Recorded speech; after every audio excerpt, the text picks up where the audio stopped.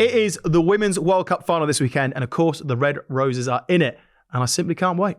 Neither can I, Ben. And what's really got me excited for it, obviously the tournament, but we've sat down with the captain, the one only Zoe Aldcroft, and it was great chat we had.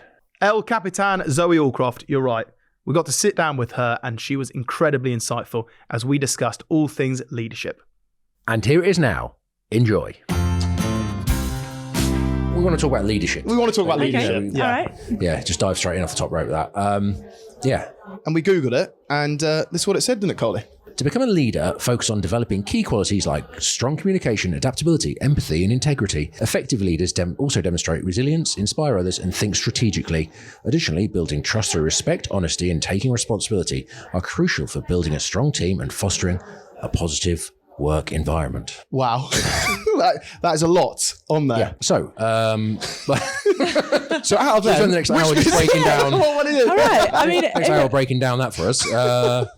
If you could translate that, it'd be perfect. I can only probably remember a few of those things that you just said, but I'd say for me, like a big one that is part of me is kind of like that empathetic side, the kind of resilient side, and kind of just allowing everyone to have a voice and being able to express themselves on the pitch, off the pitch, and kind of have that creative thinking that they can add to the team as well.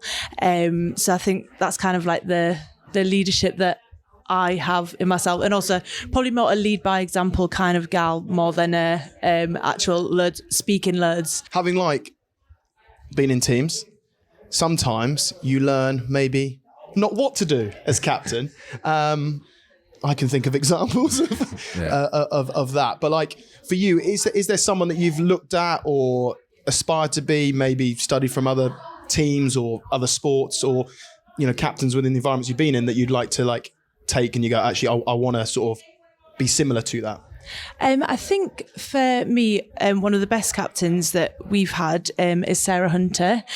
She was kind of went about her business quite quietly, but she kind of kept everyone on the same page. And she was also kind of a lead by example kind of person. And she would put a head anywhere, and you'd always want to follow that. But also I think Mo Hunt, who I co-captain with at Gloucester Hartbury, and she's just kind of got that side. She likes to involve everyone in everything, and she's always thinking about others and how to get the best out of them. And I think she kind of teaches me each week like how to become a better person and a better captain. She's just someone that I really look up to and aspire to be like. Having Sarah obviously involved in the coaching staff, that must be a lovely person to lean on then. As you say, if you hold her in such regard, having her at any point must be very nice for you to be able to seek advice or again, sort of, because I think as a leader, Cole, isn't it? It's extremely hard it can be lonely, I guess, at times, being the leader, can't it? If you're the captain, it's sort of, everyone expects you to have the answers, and it's okay not to, but you can't necessarily show that you don't. Well, I captained a side twice in senior rugby. In the first game, I got a yellow card after 20 minutes, and we lost by like 50 points away at Sale. So I'm not really one to speak about leadership, mate. Just for the record. I think we then won the next week at home, so I'm a 50-50. I was actually captain once, and Richard Cockrell then basically tried to get rid of me as captain halfway through. Yeah. So it's a bit late for us. This is an education for us. So it's not about us. It's about you. But we're basically, the more information you give us about leadership, it will actually help us in our in our podcasting life and our own lives. So, but it can be lonely, I'm guessing, at times. So having people like that must be helpful. I think when I find it lonely is like when there's so much coming, and like you've had a week where just a lot has gone on and like drama's been involved and you're trying to like figure out all those different things on your own. But I think as Red Roses, we actually have a really strong leadership group. So there's Mo Hunt, Marley Packer, Meg Jones, Lark Davis, Alex Matthews, and Sadia Kabea.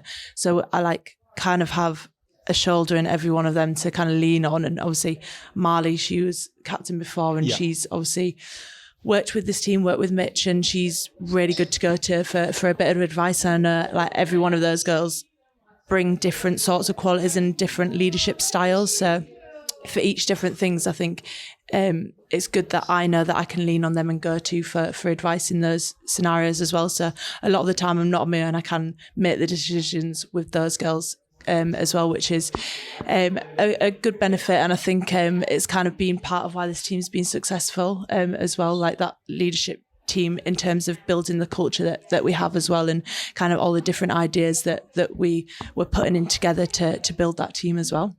Sadia, co-host for Love Rugby, part of the leadership group. Yeah. We have a leader in our ranks. Brilliant. That is great.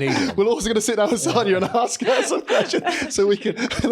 That's fantastic. Yeah. She kept that quiet, I got to say. She kept that quiet. Yeah, she does keep it quiet. She does keep it quiet. Do you use that leadership group to have different roles within a group? Obviously, a captain, you're thinking about maybe the outcome of the game, field position, balance the game. Whereas, do you then have the emotional leaders within that who you can sort of rely on to talk? Because sometimes we found, let's say leadership can be a lonely place, but sometimes as a leader you want to talk, and some people just shut off. Whereas, say, if you've got a group of people that can talk and lead that for you, it then makes your voice more powerful when you do have to talk. So do you rely upon it?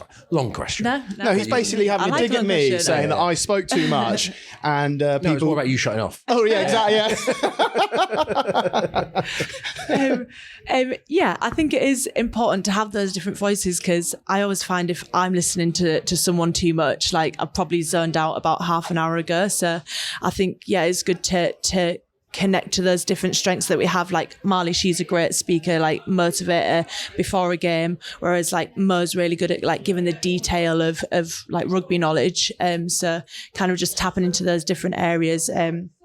As well, we kind of have different roles and different people in the group that go to different departments, for example, things that need changing, evolving, things like that as well. So it's good that everyone has their kind of different role and brings their strength to the squad.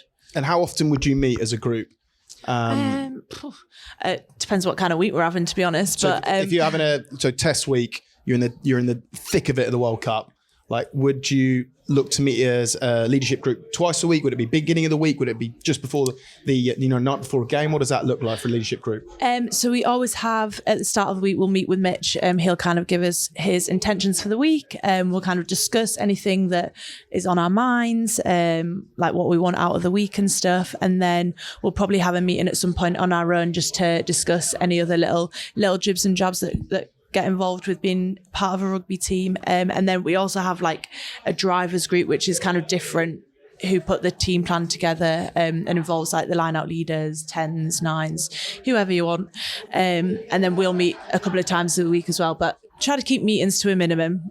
But yeah, usually have it over a good coffee or something like that as well. There's the thing with meetings in teams is sometimes you can you schedule them in, and it's when everything's going well, you think, we don't need this meeting. And then it's only when things slip or it creeps and they get something bad happens, then it's like, we need a meeting. Then it becomes a crisis meeting. Yeah. Whereas it's almost like the balance of, we don't want meetings, but you need a meeting. Even if it's just to say, everything all right? Yes, no. And I say, it's such a fine line there. And also, sometimes you have a meeting, it's like, you search for a problem that might not be there. We've had meetings for them where it's like, you're almost going into like, is this going to be a problem? Is seeing our family's going to be a problem? It's like, captain's called a meeting. You're like, well, this can't be good. And it's like, no, it may be fine, but but they haven't done that before. So why are they doing it now? It's like, and all that stuff. I think that's something that we've kind of fallen short of as well. Like we've just kind of let it go for a couple of weeks, and then you're like, actually come together and you're like, this has gone on, and then you're like, oh, holy hell.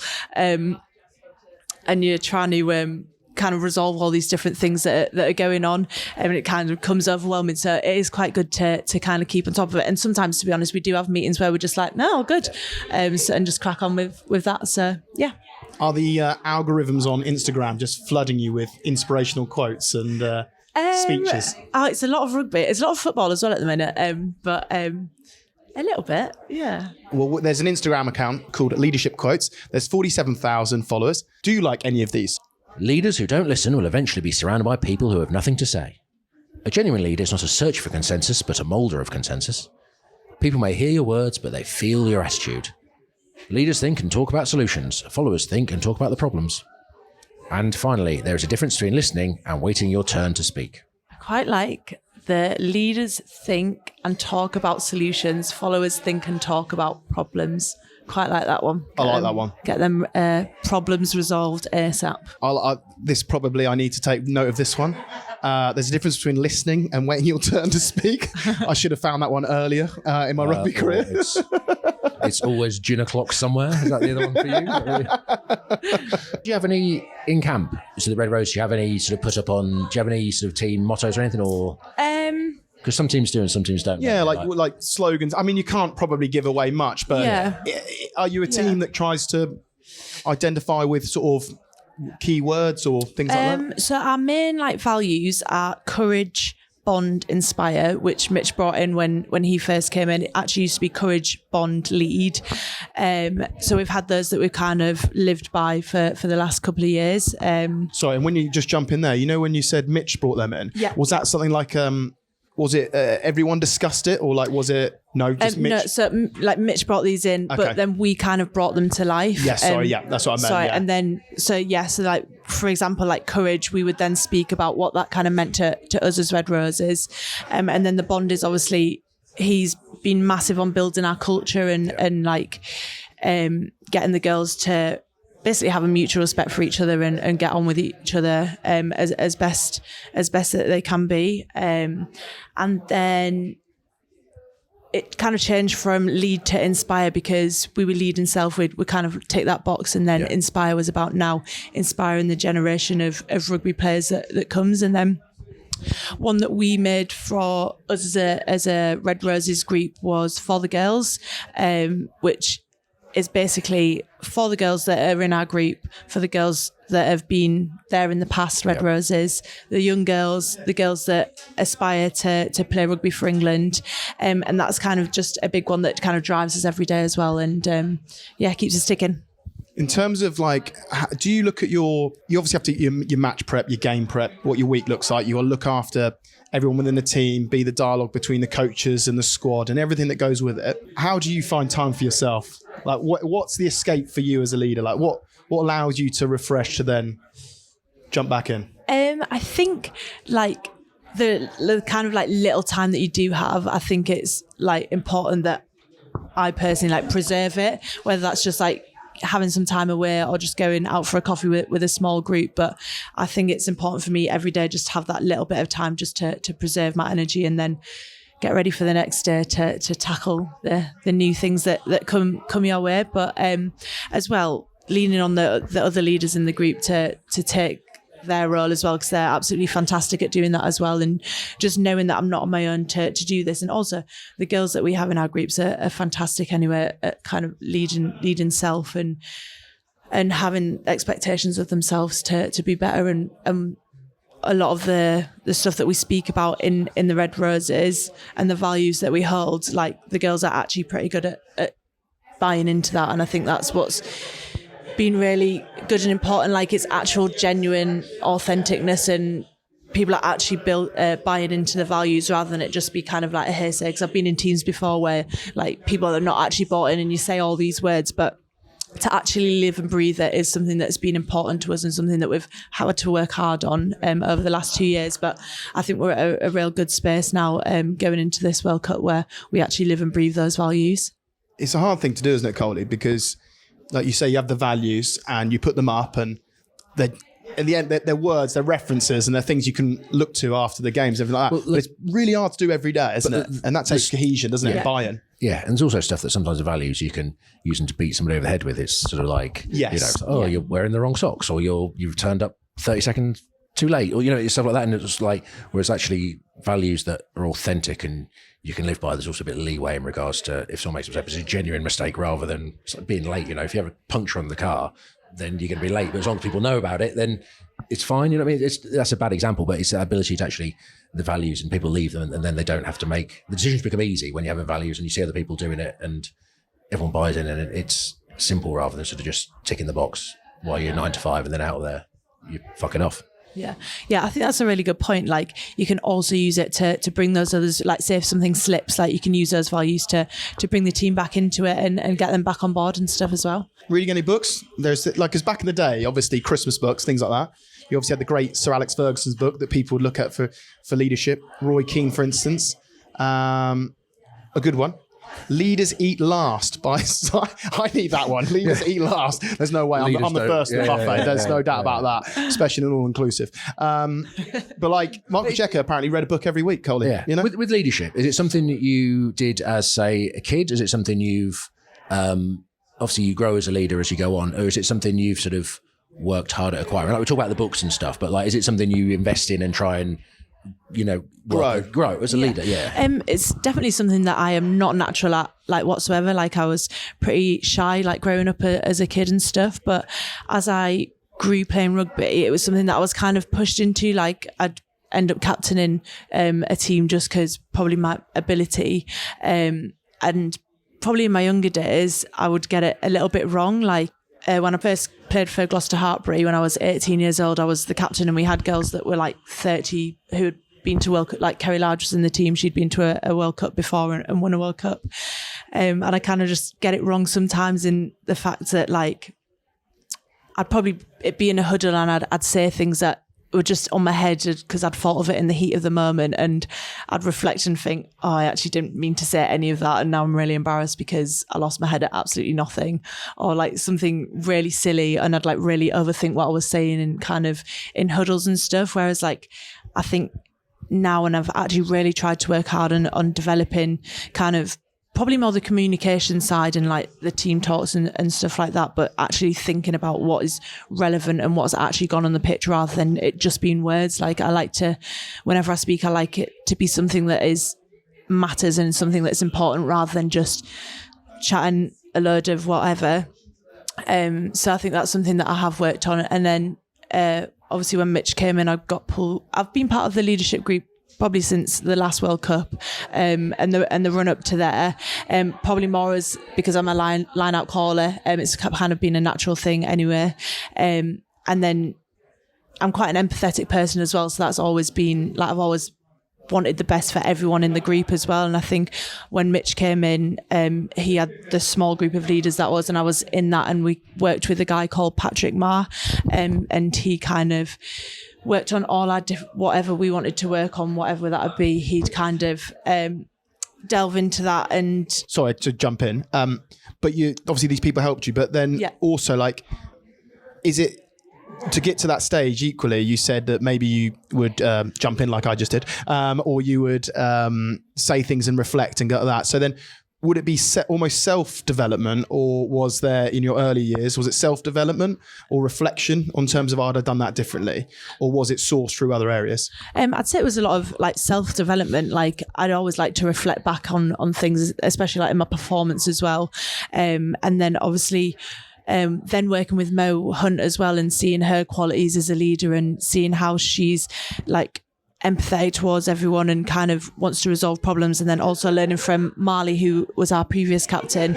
She's like a complete fixer, like wants to resolve loads of different problems. So just taking little bits from everyone. And then a good book that I did actually read was called Captain's Class, which is kind of looking at the most successful teams in the world, whatever sport that may be, and looking at the captains in that. And it's actually like the captains that you'd least expect who lead the most successful teams. So it's quite interesting to kind of like get different perspectives and seeing like the personalities of all those different type of leaders that lead successful teams. Read that one? Yeah. I think I have, because it's I say several. Coley's a big reader, so I wouldn't have read that. But I've pretty much read every book. Not every book, that's a big lie, but like I did go for a phase of reading leadership books, but then a lot of them are sort of best case scenarios where it's like, oh, this is a great thing about like leadership in books is like you win a say, we've been in culture, mate, where it's like you win and it's the best culture in the world, then the same culture you lose and it's the worst culture in the world. It's toxic, and it's kind of like its ability, and also that culture doesn't work. What say worked at Leicester would not work at a different club, and that wouldn't work at there. And that's where I say it's you have to have the authenticity of what works for the group you've got. And that's where I say, like you do at Gloucester Hartbury, of course. Yeah. I'm guessing that you have to adapt slightly to the leadership that you do there to what you bring to the Red Roses, right? Yeah, definitely. I'd say like at Gloucester Hartbury, it's like a lot of the girls are quite like young, so it's about like bringing them up. Like you do a lot of the speaking rather than relying on other girls, and whereas like here, there's obviously so many great leaders and strong minds. So I think it's important that you have to take everything on board, what everyone's saying. There's obviously a lot of different opinions and things that different dynamics that you have to work through as well. So it's very different from both teams. Have you had any guest speakers in? Have you had any dialogue with the Lionesses, for instance? Anyone that you can dialogue with and speak to, or guest speakers that come in that you've had time to? Because Eddie and Steve used to get guest speakers in, didn't they? And then afterwards, often they'd stay behind. The leadership group would also get sort of a half an hour window with these people that came in, and it was always like really, really good. Has Mitch done that? Or yes, so we had Helen Richardson Walsh come in, who's a hockey player, and she kind of came in to spoke to us about her experience and their team vibes leading into the Olympics, and she kind of spoke about how like any fire that they'd want to like put out immediately, and that always like stays with me now. So like any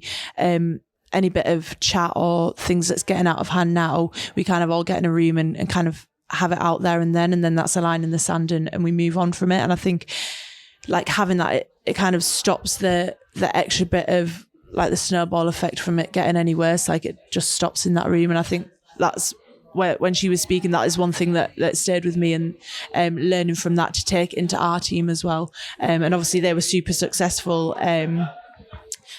despite having all the disputes and everything that came with being in a women's team that comes with that. Well, it's fascinating because people don't, I think, understand how much time you almost spend together in like a camp. You say you've been almost together through the Six Nations, like mini break, and then back into World Cup camp, and the World Cup, obviously. Like you spend almost 6 months a year together in a camp, and with that, there's so much emotion of you've had a good day training, I've had a bad day training, or we're doing something your way. I was in this bib way. and you weren't in this bib, and start reading into things. Or I don't agree with the game plan, doesn't suit me or you, and there's so much like emotions, and sometimes it's again just small things. And once you've been away for 6 months with each other, like you don't want to. You might annoy me, you know what I mean? But it's those ability to actually just nip it in the bud there and then. And people, I think, listeners and viewers probably don't know how in teams that can be such a small thing becomes such a big thing unless it's addressed almost straight away. Or is it addressed? You know, it's just like, be all right, and then it bites you in the ass. So it's, so you hear talk about that and just nip it in the bud to say the best teams we've been, I think, have had that ability, like 23 World Cup and stuff, and 19 wasn't it anything that was a problem. It was always sorted before it was a problem because A, you had the right people in the room, but B, it wasn't allowed to become a problem. Yeah, well, I think like the personalities and the people that you mentioned before, great teammates that you can lean on to deal with. You know, some people have better relationships with another player than maybe you do, and that's, I think, in like say 2019 is we had a really great leadership group, and 2015, you know, our leadership group wasn't particularly strong, and I think, you know, things that maybe should have been put out weren't put out, and then without going into it too much, but in 19, if there was anything like. We had a really strong group that was able to go sort that out. Like, you've got a really good relationship with those players. Like, this one's on you. You know what I mean? Not like a pressure thing, but again, just having that experience, that leadership, and that trust to, like, for like someone like Owen, obviously captain, having goal kick, and obviously you say like calling line out. So dealing with all those bits and bobs is actually, you need a strong leadership group that you can go, right, Coley, can you address like the scrum or whatever? But like, go sort it out. Like, you know, the two loose heads and tight head keep dropping it. We're not getting any reps out in training. Like, pull them aside, and it's your best to have that conversation. So like that sort of thing is really important. Yeah, and like we definitely have that. Like, obviously you speak about the relationships that different people have with different people. So like checking in with those guys, seeing if they're all right, or like if they need picking up on something, then I think that's something that we're really good at as well, and something that we've kind of learned as a leadership group, going through, and how to bridge different things. Do you embrace the pressure of, I say, being favourites to play the home World Cup? Whereas I say we probably didn't embrace the pressure and almost went the other way and fought against it in some regards. And is that what you felt in this case, this camp and well, it's your leadership and Mitchell, that kind of stuff? Have you embraced the expectations and use it as a motivation, I say, to inspire boys and girls and the younger generation and the older generation, as opposed to sort of backing away from it and sort of thinking, well, it's not there and we'll take it week by week, and you know what I mean? Because then suddenly it does appear and you're like, oh, we didn't prep, which is mad, right? But the easy thing is to ignore it sometimes. So I think like one of the biggest things, like our main value is for the girls, which is all about inspiring. And I think we kind of have an expectation of ourselves to to be able to perform well, but also to inspire and build that fan base going into this home World Cup. And I think over the years we've dealt with so much pressure, like we've been that number one team for a good while now. And I think the one thing that we haven't been able to do is win that World Cup. And I think that kind of takes the pressure off us a little bit, because now we've got nothing really to lose. We're going for it. And like we're here at this home World Cup. So, and I think just the thought of being able to have it here and touch so many different people, like being able to play it up in Sunderland and the North, which is like quite close to my heart, because obviously I'm from Yorkshire, is something like super special, and to be able to get in all the different areas of England is really motivational, and hopefully being able to inspire those young girls, but even young boys, the past Red Roses who have kind of paved the way for us so far to getting to this point as well. There's some in the room today, and you kind of like see them in the crowd, and they have been into our camp and spoke about how they spent their own money to play in the first World Cup, and kind of that really motivates you to then be able to, now we're at this stage where we're playing in front of sellout crowds, and we just want to do those guys proud as well. So I think like we have the chance to take women's rugby to the next level, and I think that's something that stays with us and kind of motivates us to kind of really drive hard and go into this World Cup and go for it. I think you already are. You already are. Yeah, you're already taking it to another level. I'm thinking about, because I'm thinking like and this is not to say anything bad, but 2019 we lost that World Cup final. Yeah. And honestly, we thought like it was the worst thing ever. But actually, I think leading up to that, the New Zealand game and stuff, like it was almost people more appreciated that than the final. You know what I mean? I think like with the Red Roses, the way you conduct yourself, the way you are taking the game around the country, the way that tricking themselves out and that kind of stuff is like, that's, you know what I mean? Whether you win or lose, yes, you're already it's not doing an amazing job. The amazing job is across the thing is that's the legacy is already there. Whether you sort of win or lose, it's the way you conduct yourself and the way you've gone about your business, and that's what I think people will be inspired by, rather than, you know what I mean? It doesn't all just hinge on their outcome of one game. Yeah, and I think sometimes when you're in it, like yourself, maybe it's hard to not see that, but from the outside, I can tell you now, you're all doing an amazing job of what you're doing, and you're already inspiring.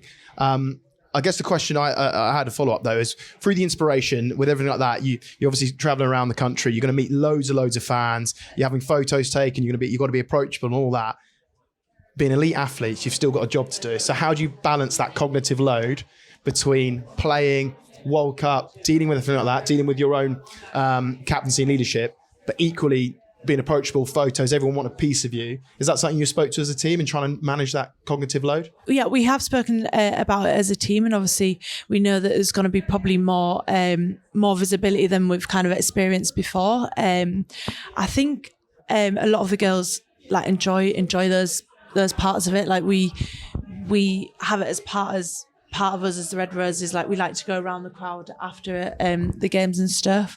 So I think like those bits we'll kind of want to keep in, but obviously we know it's going to get more and more. So I think we have had conversations about basically our bubble. We want to make our bubble so strong that everyone feels safe in the team, and whatever happens outside, whatever like we experience going through this World Cup, I think it's important that we stay strong as a bubble and we have each other's backs, whatever kind of happens. And yeah.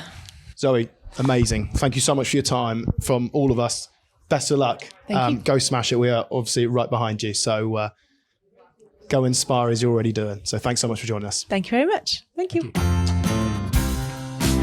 That was great to hear from Zoe Aldcroft, the England captain. Good luck to the Red Roses in the final on Saturday. I can't wait to watch, and I'm sure they're going to smash it.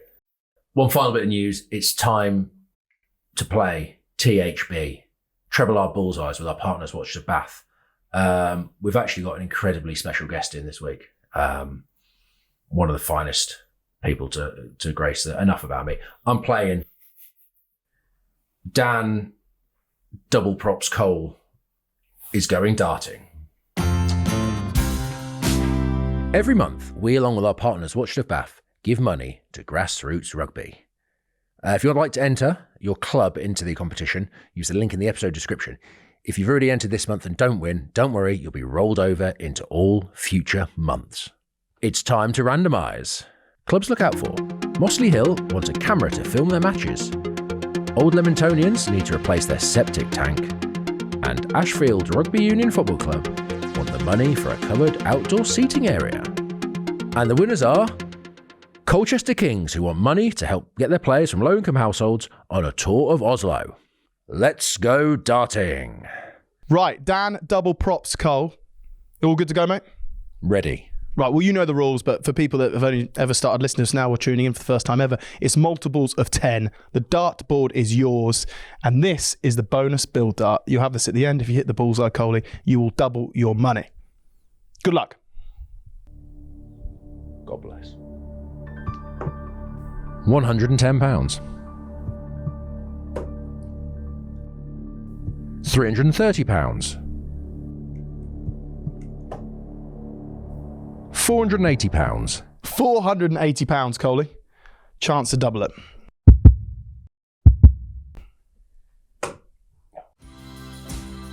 Well, that's still £480, but it's £480 for Colchester Kings to get some more low-income players onto their tour of Oslo. Good effort. £480. Well done.